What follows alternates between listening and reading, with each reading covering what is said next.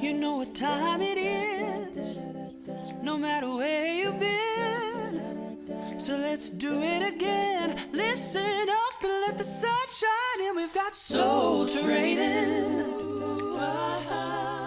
Time to practice what you preach. Ooh, yeah. Yes, we do. We've got soul training. And here's Daniel, Alan, and Joe. How responsible would you say you are? Me? Mm-hmm. I'm fairly responsible, I think. What about you, Daniel? At times, very responsible, and other times could use improvement. Depends on who we ask. Yeah. At home, I always say I'm very responsible. I get blamed for everything. You're responsible for everything? I'm responsible. Everything it seems. goes wrong. But today, jump right into our kind of cut my monologue short.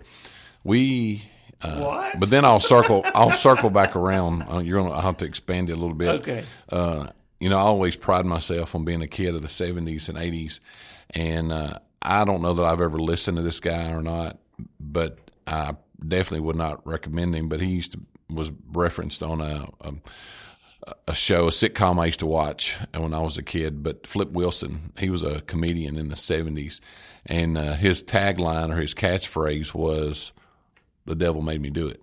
That was always his catchphrase and stuff like that. And that's what this episode is about Satan, is about the devil. We had a dear listener who took the time to listen, but also took the time to send us an email about our podcast, but made some sincere points, had sincere questions, a sincere question about Satan. So, many times when I led with the who's responsible kind of thing, a lot of times we will say, well, we live in a fallen world. Satan's influence is ever present, and I think we would all agree with that. But it doesn't have to be the only choice that we make.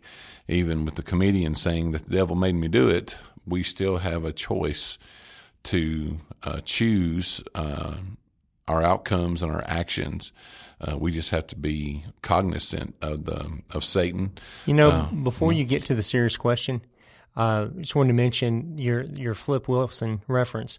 The only reason I have any idea who Flip Wilson is because my dad, who is a preacher, used to always reference that quote quite frequently when he was talking about the devil. And so the only reason I know who Flip Wilson is because of sermon references to him. Wow. So I'm not totally off base then. Yeah. That's good. I'm in the presence of greatness there. I appreciate you elevating my game a little bit. I appreciate that.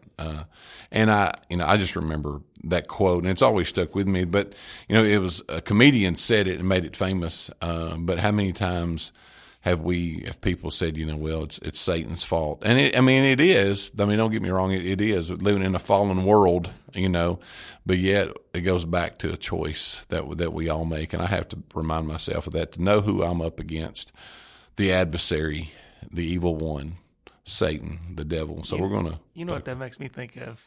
You're a Billy Joe Shaver fan. Mm-hmm. He's got a song where he says, the devil made me do it the first time, and the second time I did it on my own. I think I've heard that. I think I've heard that one. Heard that one as well. Now I'm going to have to go listen to. But see, even in culture, even in that setting, people make that reference, and we say that kind of. There's music, and there's, I'm sure, movies and comedic routines. Blame Satan, but really we need to be mindful of who we or how we speak about Satan and what we know the power that we allow him to have, because we know Jesus has overcome the world, and that's who we need to be pledging our allegiance to. So I'm thankful for our dear listener to prompt our discussion and our comments and our study about Satan. So I'll let you all kind of... You want me to give you what his question was? Sure. I might need to paraphrase it a little. God is all-knowing and all-powerful. We know he created everything. Why did he create Satan? That's the gist of what he's getting at. Yeah, and probably especially with the idea that, and you he knew Satan was going to turn evil. He knew he was going Right. to rebel. That's right. So why do it anyway? And I've asked the question, I had a teacher, I was taking a little Bible class once, and I asked the big question of, why did God create things he created that he knew was going to cause problems and things? And my Bible teacher quickly looked at me and said, "Have you always wanted children?" I said, "Yeah." He said, "Did you know, as good as it was going to be, probably there was going to be some heartache?" And I said, "Yeah, but I was willing to do that anyway." And he said, God wanted a family. And he said, so God knew, but yet he wanted a family, and he wanted people to direct their love to him by choosing to, not because they have to. Yeah, so it's essentially the same question as why did he create man, knowing that we would rebel against him. It's very, very, very similar, although men and angels have different purposes. And we're, I guess, sort of... Uh-oh, wait a minute. You said angels. I did, yeah. So I guess we're sort of approaching the idea that Satan is a fallen angel, that's part of, that God didn't create him as an evil being, but created a good being. Everything God created was good, but some of it went astray. Just Do like you have mankind. you have the scriptures right offhand that would make you believe Satan was created as an angel?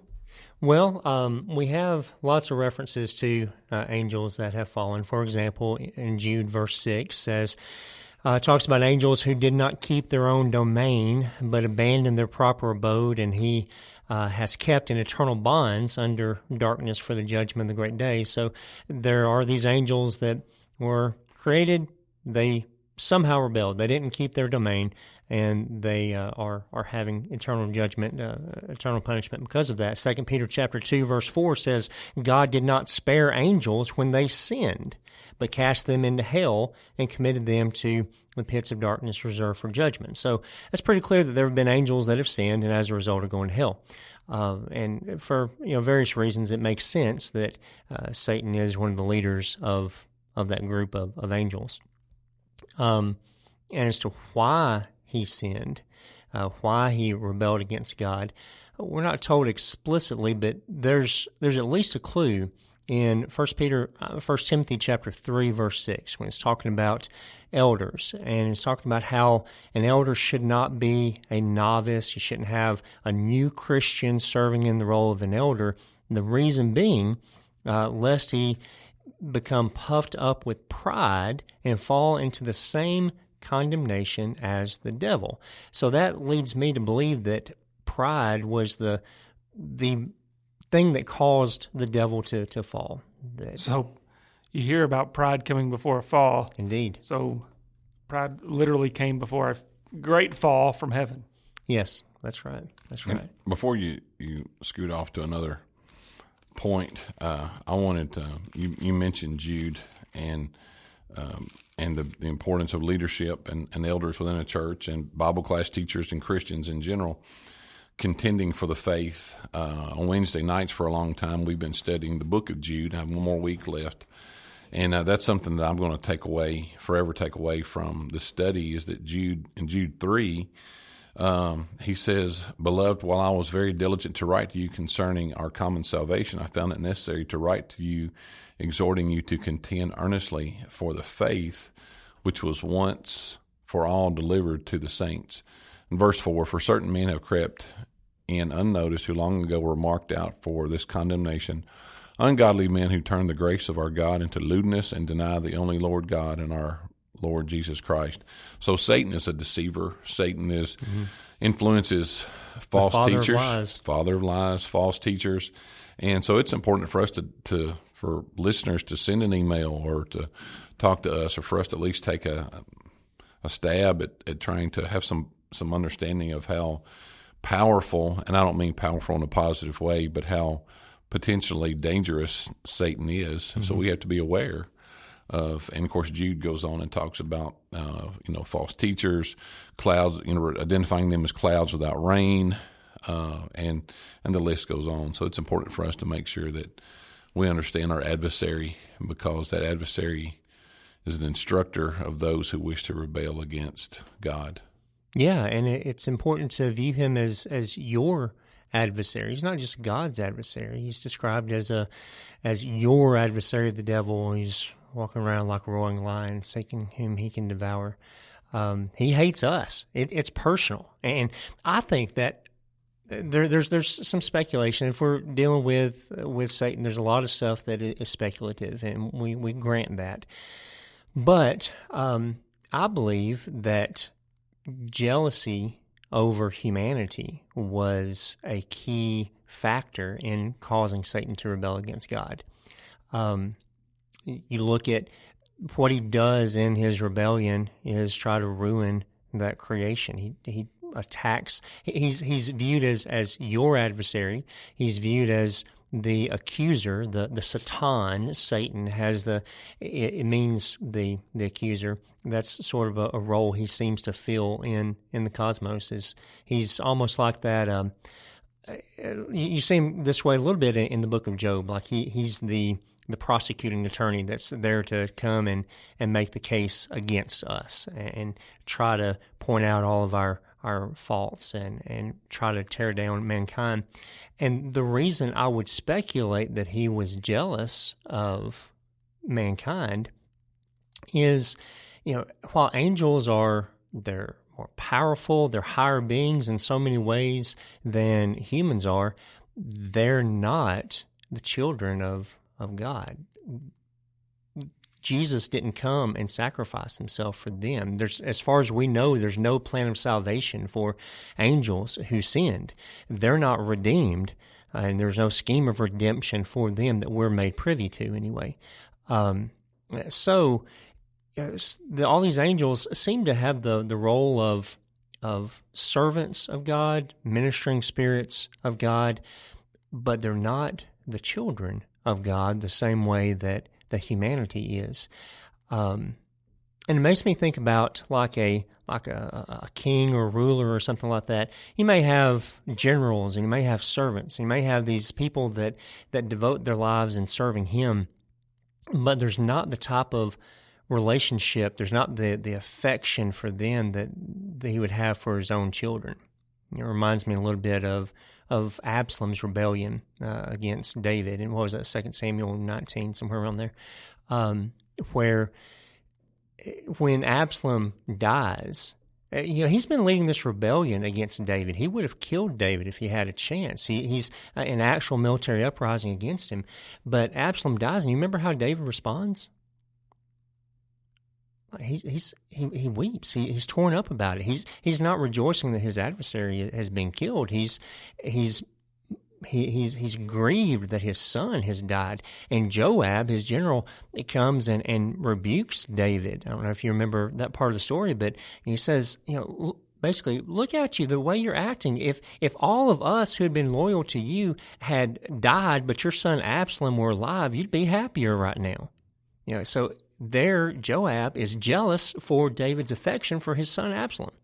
Well, I can see a certain similarity in how maybe Satan, some of the angels who become demons, maybe have a jealousy for God's affection toward humanity, and maybe that's part of what drives him to rebellion. You mentioned Satan's kind of like the prosecutor, say in Job, pointing out faults, but I'm always mindful that, Jesus is our lawyer, and he only takes guilty clients. And not only is he our lawyer, but he also knows the judge. So I always keep those things in mind when we talk from a legal standpoint. That always encourages me to know that, remember that too. Okay. Well, I think you've talked a little bit about, so I sent you guys a few questions. Okay. And I'm just going to go through a couple of those. So we talked a little bit about what his mission is, Satan's mission. It seems to be keep us from God. Seems to be his mission. While we're talking Satan, I feel like it's important for us to be able to recognize when we may be under attack. Do you all know any tactics he may use? What can we do to spot something's amiss? mean, the only thing I would say, and I don't want to cut in front of Daniel, is, and I'm being sincere when I say this, I think the complacency, apathy, almost us being sluggish, everything's okay, there's no hurry, that's a tactic in and of itself, that it's not just right in front of us, that, we're okay, we don't need to come to Bible class, we don't need to study, we don't need to fellowship, we don't need to pray, it's fine.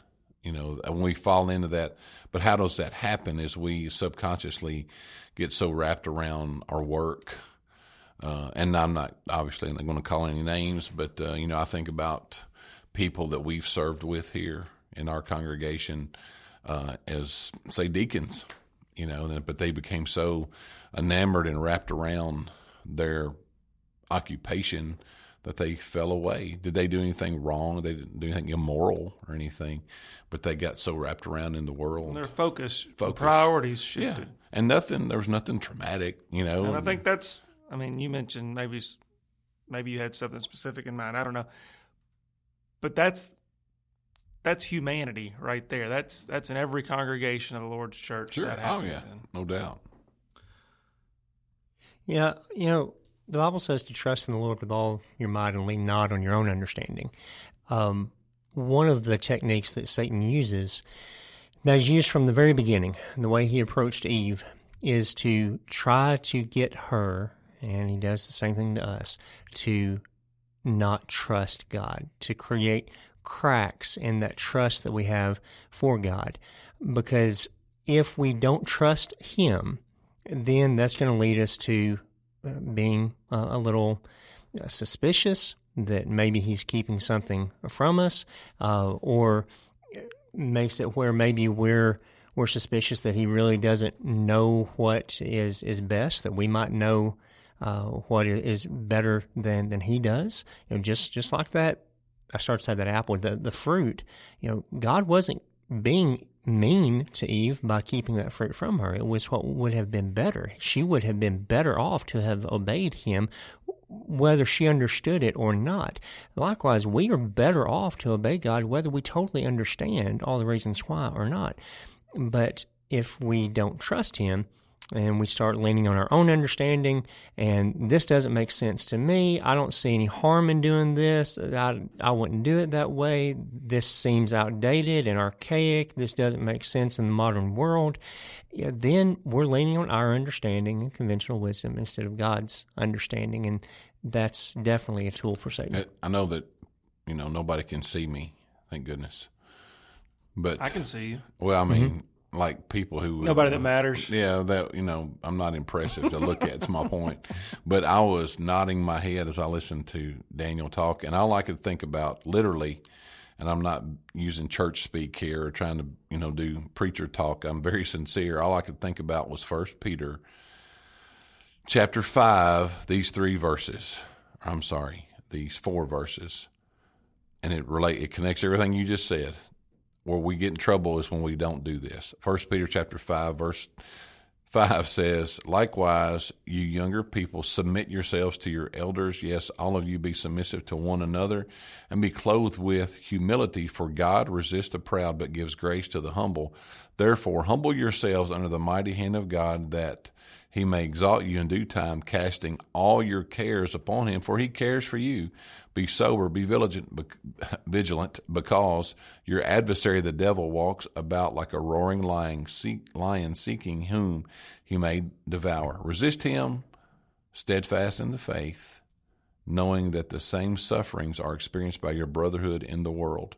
That Joe asked the question about distractions. I think when we lose focus, when we try to do things on our own and not cast our cares upon God, then Satan's like, yeah, I got him now. I think that's a tactic. That's one of many. He's got a bunch. But I was thinking, I'm going to go into another question, but before I do, you mentioned Satan's regarded as the father of lies. Mm-hmm. You guys know the day that we're living in right now, it's getting more and more tough to distinguish truth and falsities. Right.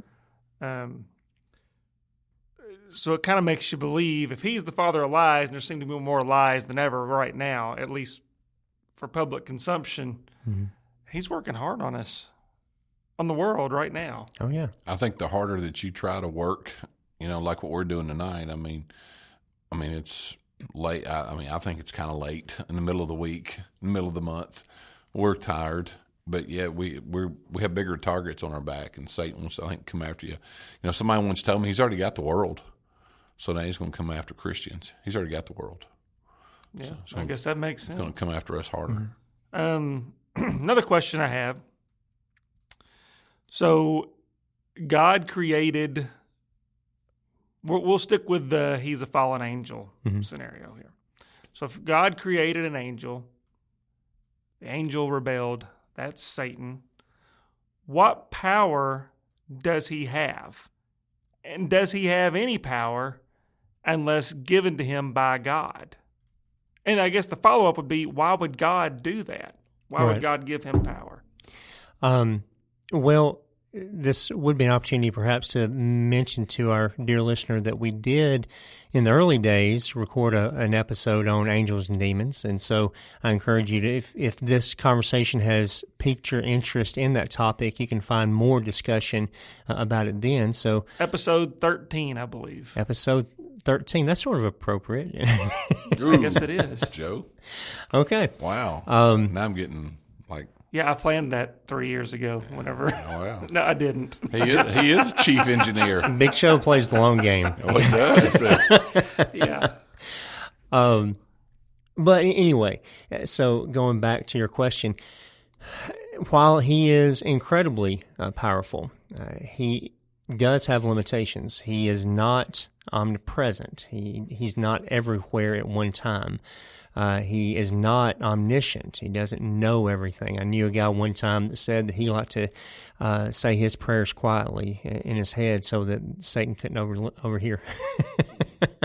But anyway, so he doesn't know he knows a lot, but he doesn't know everything. He's very powerful, but he's not all powerful. He can move around quite a bit, but he has limitations and can't be everywhere at one time like God does.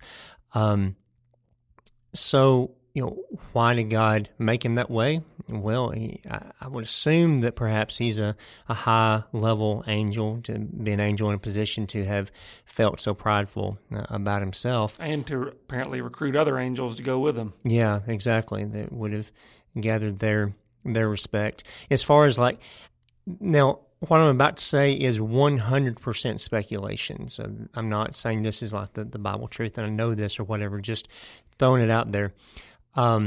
There is a type of angel referred to in Isaiah as seraphim, but that word seraphim is only translated that way in Isaiah as it's describing this angelic being. Everywhere else in the Bible it's used, that word is described as fiery serpent. And with its relation then to something serpentine, and Satan's often described as the great dragon. He has a reptilian quality about him. Apparently, he's that snake in the Garden of Eden.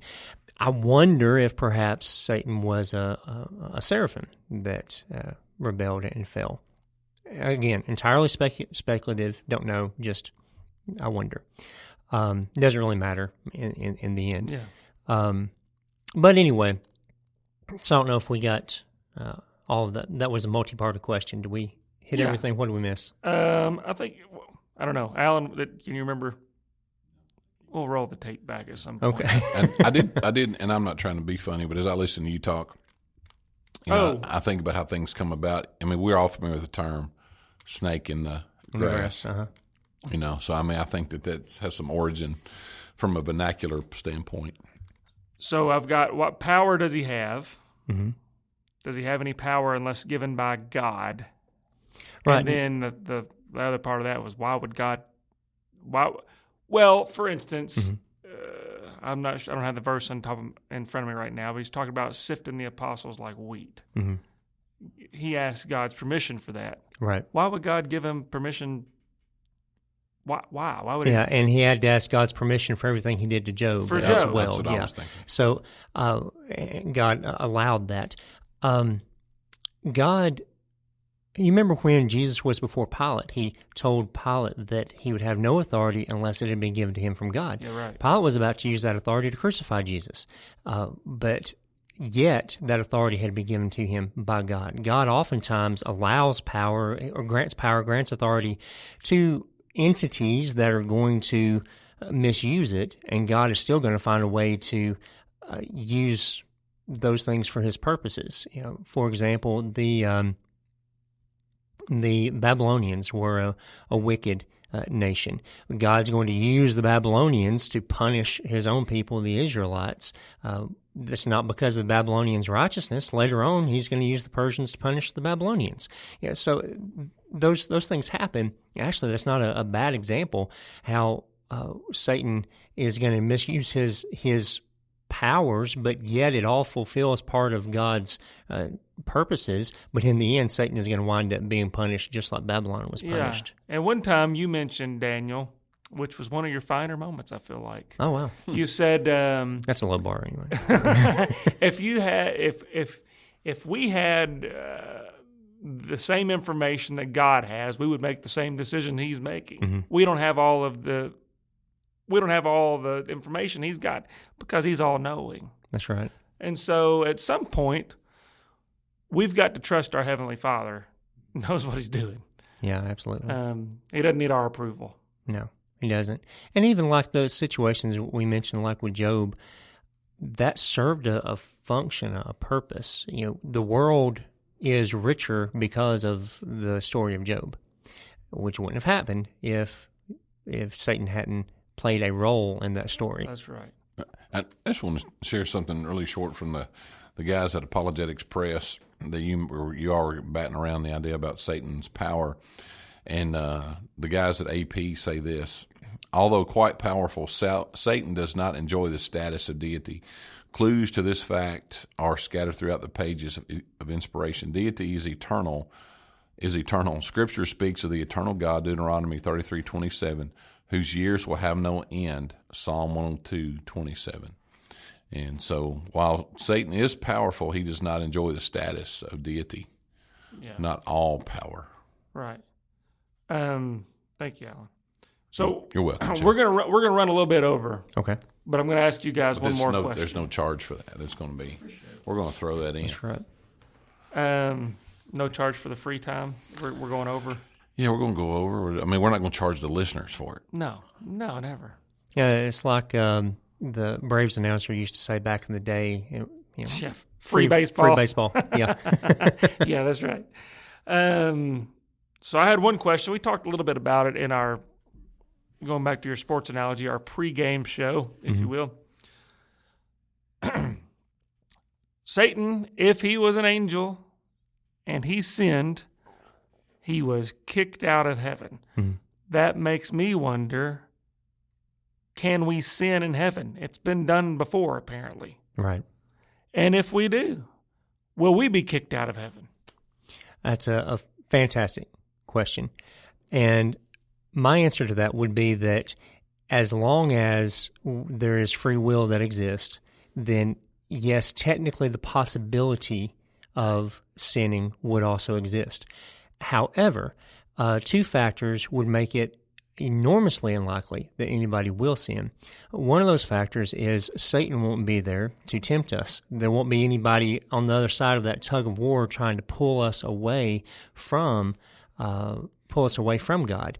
And the other reason is what's called epistemological distance, the idea that we will be so close to God as we know God in a deeper sense and a closer sense than we ever have before, that while we might technically have the ability to choose otherwise, nobody in that situation would rationally choose to use that free will to rebel against God.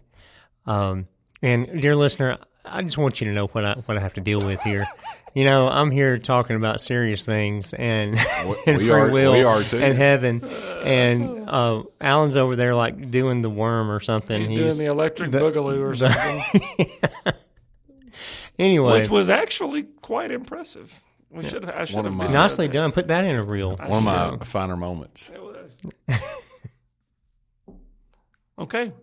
Well, actually, we might not go over because right there's time. Alan, do you have anything else you'd like to add or any questions? I just want to thank. I've already briefed the listener that we're going to go over, so we've got some extra time. That's awesome. I just want to say a very special thank you to that person for reaching out to us and caring enough to always support us and encourage us. And we love listener mail.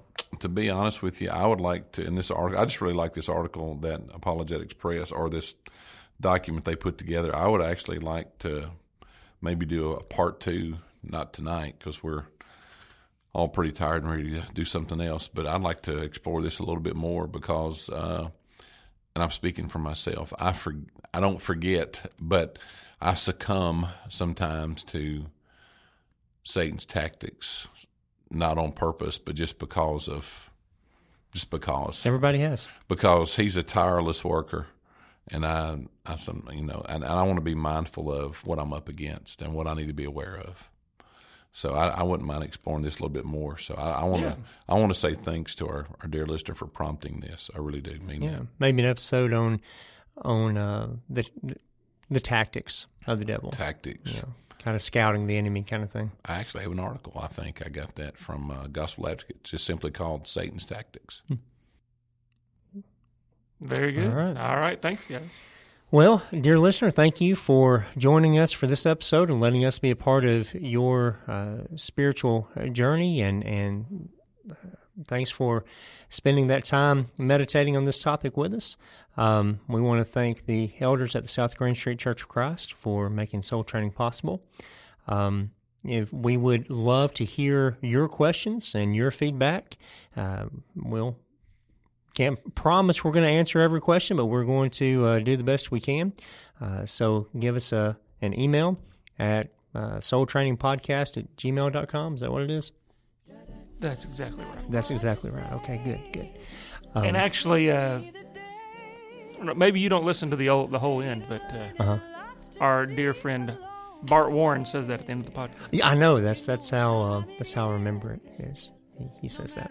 All right, so on behalf of Alan and Joe, I'm Daniel, and dear listener, until next time, keep soul training. Soul training. Time to practice what you preach. Ooh, yeah. Yes, we do. We've got soul training. To learn more, you can email us at soultrainingpodcast@gmail.com, or you can write to us, P.O. Box 503, Glasgow, Kentucky, 42142. That's Soul Training.